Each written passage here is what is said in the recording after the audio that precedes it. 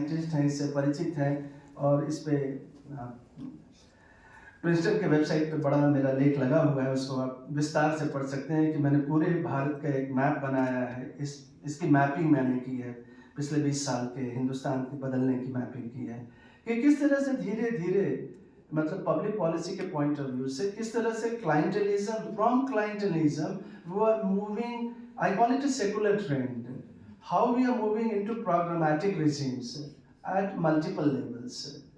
Multiple why multiple levels I mean कि पहले हम सेंटर पे देखते हैं कि केंद्र में क्या हो रहा है पिछले 20 सालों में, और ये करीब करीब ये थोड़ा मतलब मेरे मित्र हैं और प्रोफेसर यतिन के परिचित है राहुल मुखर्जी, और हम दोनों के बीच में संवाद चलता है।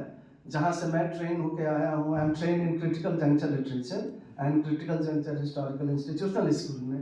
Rahul is more into tipping point of Columbia, मतलब हम दोनों की ट्रेनिंग अलग अलग विश्वविद्यालयों में हुई और अलग अलग तरीके से हुई है, but we both agree that there is something novel happened in India since 1991 paradoxically। और ये paradoxically इसलिए भी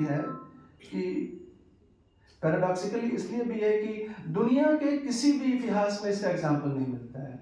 इनफैक्ट आशुतोष वॉश ने, and we had a very animated debate on this elsewhere, जहाँ हमने महसूस किया कि लैटिन अमेरिका में, अफ्रीका में जब ऐसी हिस्टोरिक कंडीशंस हुई हैं लोक नीति का, देखिए 1991 मैं हमेशा मानता हूँ मार्कर है मेरे लिए।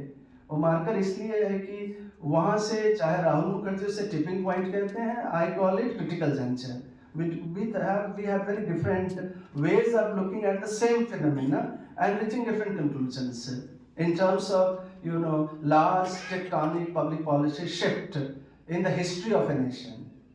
तो यहाँ जो 91 में होता है जिसे हम लिबरलाइजेशन कहते हैं, उसी के साथ हमारे इस जो प्रोग्रामेटिक रेजिम, क्लाइंटलिज्म से हम किस तरह से प्रोग्रामेटिक रेजिम में चलती है भी होता है। ये पैराडॉक्स है। अफ्रीका और लैटिन अमेरिका में ब्लडशेड हुए, हमारे यहाँ नहीं हुआ। ये हमारे लोकतंत्र की खास बात है कि हमारे यहाँ इतने बड़े टेक्टोनिक शिफ्ट हुए पब्लिक पॉलिसी में और समाज में, लेकिन हमें बहुत लार्ज वायलेंस नहीं है। My book is dealing with that also, that why it didn't happen। कैसे हमने विभिन्न मतलब जो हमारे सामने एक फ्यूजन हुआ, एक डिफ्यूजन है, उस डिफ्यूजन की वजह से हम कैसे उसको कंटेन करते हैं। Normally in Africa and Latin America and other parts of Asia, including neighboring countries like Bangladesh and Sri Lanka, something happens and there will be street violence, there will be something, loot, mark, this is not going to happen, Let me assure you, sitting all of you, that we will not go the way Bangladesh has gone or Sri Lanka has gone. That's not going to happen, looking at the historical, developments of public policy in India and the context in which we work. So, ये programmatic and क्लाइंटलिज्म की इस चर्चा में इसलिए कर रहा था कि ये होना नहीं था। This was not inevitable Yatindra, but this has happened, because जहाँ जहाँ लिबरलाइजेशन हुए हैं, बड़े लिबरलाइजेशन हुए हैं, प्राइवेटाइजेशन हुए हैं, you look at Asian countries, you look at balkanisation of Soviet empire and what has happened in the post Soviet republics, this was not inevitable, but here something happened. Most of the states that I have worked in last 15 to 20 years are making shifts, in terms of clientelism। Clientelism का मतलब होता है कि जहाँ पर programs and policies are based on narrow, non-universal criteria in terms of communal criteria, religious criteria, ethnic criteria, and giving, a sort of patronage, what Kanchan Chandra wrote in her book, called Patronage Democracy। कि कैसे हम patronage and booties distribute करते हैं in terms of clientelism. So if you look at India's history in last 20 years, India has made that huge shift, post 1991। हम इसकी तरफ चल रहे हैं फ्रॉम क्लाइंटलिज्म। उसी में एनआरजी ले लें, उसमें आप स्वच्छ भारत ले लें, उसमें आप स्मार्ट इंडिया है और बाकी जितने भी प्रोग्राम्स हमारे हैं उसमें फीड होते चले जाते हैं। और खास करके इसकी खास बात मुझे राज्यों में दिखाई देती है, और राज्यों में जो हमारी टाइपोलॉजी दिखाई देती है कि हम धीरे धीरे, जैसे आप मध्य प्रदेश को लेते हैं, मैं लौटता हूँ Madhya Pradesh because of let I am looking at Madhya Pradesh because I have been asked to look at in a very scholarly sense of Madhya Pradesh, what I call a state Madhya Pradesh. अगर आप देखेंगे 20-25 साल 30 साल के इकोनॉमिक्स के literature को और आप अपने ही शोधों को देख ले, आपने कभी गंभीरता से मध्य प्रदेश को, बिहार को, राजस्थान को नहीं देखा था. And I'm always upset with Professor Bose, who coined a very derogatory phrase called Bimaru state. It was not appropriate. It was very discomforting idea of Bimaru state, because somehow his vision was limited by population. He's a great scholar in his own way, but वो देख नहीं पा रहे थे कि यही मध्य प्रदेश, यही बिहार, यही Jharkhand will become what I call the lab of public policy experiments, in the sense of a large shift in two ways. First, from clientelism to programmatic regime, catching up with like Europe. जैसे Europe, आज का Europe आपको जो दिखाई दे रहा है वो programmatic regime है. It means that any policy that is designed, जो भी लोक नीति बनती है वो universal and secular criteria पे बनता है. जैसे NRGA ले लें, Mahatma Gandhi national rural employment guarantee scheme ले लें, या आप NRLM ले लें, या आप स्वच्छ भारत ले लें, या प्रधानमंत्री आवास योजना ले लें. Yes, these are all designed. I have worked at the top level in the design also. I am a design person largely. I am largely a design person. I am called only to look at the design and give suggestion about how to revise the design, in terms of universal programmatic, framework.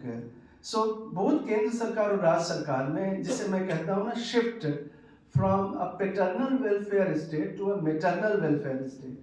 आगे मुझे उम्मीद है, मैंने इसकी चर्चा शुरू की है, ये मेरा आखिरी रहेगा, क्योंकि ये आजकल मैं सोच रहा था कि इस पे चर्चा हो, और लकली मुझे मौका मिला हिंदू के सहारे और महाराष्ट्र के चुनाव से. आई come to this part where how India is making, from clientelism to programmatic, and something unusual in terms of, global public policy context. There is a global public policy context. I'm also involved there in the debates with the global scholars on how to reconceptualize the idea and combine with global civil society and global public goods, how global public goods can be conceptualized again. So ये जो shift हुआ, जो मध्य प्रदेश में जो चर्चा शुरू हुई, जैसे कहते हैं कि जब आपके पुराने मुख्यमंत्री ने किया होगा, उन्होंने बहुत कई बार मुझे वेबेरियन इंसाइट लगता है, शायद उन्होंने सोचा नहीं होगा. और ये जो अनइंटेंशनैलिटी होता है, what weber called famously unintended consequences. मैं बहुत गांव में जाता हूँ और मेरे पिता ही मुझसे कहते हैं कि तुम्हारी वजह से खेती करना मुश्किल हो गया है. मैंने कहा क्यों? लेबर नहीं मिलता है. मैंने कहा कि इसमें मेरी क्या गलती है? So that unintended consequences, every family, in India, and I have seen RTI, I have seen a lot of petitions against us that आपकी वजह से labor wages have gone up, etc., etc. तो उसी तरह से जब मध्य प्रदेश में ये जो लाडली बहन स्कीम आपकी आई, और मातृत्व, जिसको मैं मातृत्व लोक कल्याणकारी राज्य की मेरी कल्पना है, थोड़ी मेरी हिंदी सुधार रहा हूँ, क्योंकि मैंने इसको जब कह रहा था कि, तो उन्होंने कहा कि सर मातृत्व है, मैंने कहा मैटरनल है, क्योंकि ये फ्रेज मैटरनल मैंने स्कॉचपॉल से सीखा. Skocpol was my campus and we were talking about those days in 95-96 back in America, when she had just finished this book and was promoting this book across America. तो उस समय उन्होंने इसकी कल्पना की कि किस तरह से अनलाइक यूरोप, अमेरिका में शुरुआत हुई थी एक मैटरनल वेलफेयर स्टेट की कल्पना. What it means that maternal welfare services, आप अभी देख लें, जो मध्य प्रदेश से शुरुआत हुई है, कि अब बिहार में भी उनके अपोजिशन के नेता कह रहे हैं माई बेटी सम्मान स्कीम लाएंगे, मैया बेटी सम्मान स्कीम. अचानक मैया is a very colloquial vernacularized word है, बट ऑल, चाहे वो महाराष्ट्र हो, चाहे वो झारखंड हो, लेकिन ये शुरुआत आपके पास हुई है. ये मालवा की चीज है, मध्य प्रदेश की चीज है. And I'm very happy, delighted rather, that this institute can contribute a lot in terms of reimagining what I call maternal welfare state. It's a historic development and unfolding before our own eyes. हमें इसको समझने के लिए नए conceptual tools चाहिए. हमें इसको समझने के लिए ये जो पब्लिक पॉलिसी शिफ्ट है, इसको I'm aware that this idea will face challenges in terms of operationalizing the idea, but I'm prepared because the critics are still not able to understand how this maternal welfare services can lead to a qualitative shift in the way we have conceptualized the idea of policy regime. आप जब भी policy में पढ़ेंगे तो हमें सिखाया जाता है कि हम पॉलिटिकल रिजीम से perhaps speaking to my own colleagues here, that from political regime we are moving into policy regimes. तो ये सरकार रहे या वो सरकार रहे, जिसे हम इकोनॉमिस्ट कहते थे ना continuity. It's not that the continuity. We have to use the lens and analytical construct of policy regime. How this policy regime leading to this huge, like when my colleagues Jeffrey Locke and Sanjay Kumar ji ने लिखा silent revolution लिखा उस दौर में, and I called it in my Hindu silent pink revolution. But थोड़ा सा ये little kind of किरकिरी मुझे लग रही है. So we need to revise it, think about it, because this pink revolution comes from Europe and America. So we have to really adapt it to our conditions and understand how this bigger shift in terms of अभी तक जो समझा जा रहा है और अभी जो तात्कालीन इस लोक नीति को जिसे मैंने कहा या तो लोकशाही जिसे कहते हैं, इसमें जो महिलाओं की लोकशाही होगी, इसको मैंने कहा in combination with the implementation of reservation for women. तो जैसा आज ही आपके पुराने मुख्यमंत्री ने कहीं कहा महाराष्ट्र के चुनाव के बाद, वो बात मुझे बड़ी सारगर्भित लगी कि उन्होंने कहा कि जब मैं ये स्कीम बना रहा था तो मैंने इसको सिर्फ एक इलेक्टोरल डिविडेंड के रूप में नहीं देखा था, बल्कि मैंने इसे एम्पावरमेंट के रूप में देखा था. ये मेरे लिए बड़ी खास और शायद उनका what we call Freudian slip था कि उनसे निकल गया इंटेंशनली और unintentionally, that what he has imagined is very important for a policy scholar to look at and analyze it. What he meant by that कि empowerment कैसे हुआ, क्योंकि जब भी हमारे पास जो मॉडल्स हैं समझने का, उसमें ये मैटरनल स्टेट वेलफेयर स्टेट की कल्पना नहीं है. जस्ट आप चेक कर ले, स्प्रिंग एंडरसन की क्लासिक बुक है वेलफेयर स्टेट, उसमें कहीं भी मैटरनल वेलफेयर सर्विसेज की कल्पना ही नहीं है, मैटरनल पॉलिसी रिजीम नहीं होगा. So I would like to conclude here with final remarks, 2 remarks looking at the future trends कि हिंदुस्तान धीरे धीरे, जैसा मैंने कहा, to summarize, will become far more programmatic policy regimes with variation.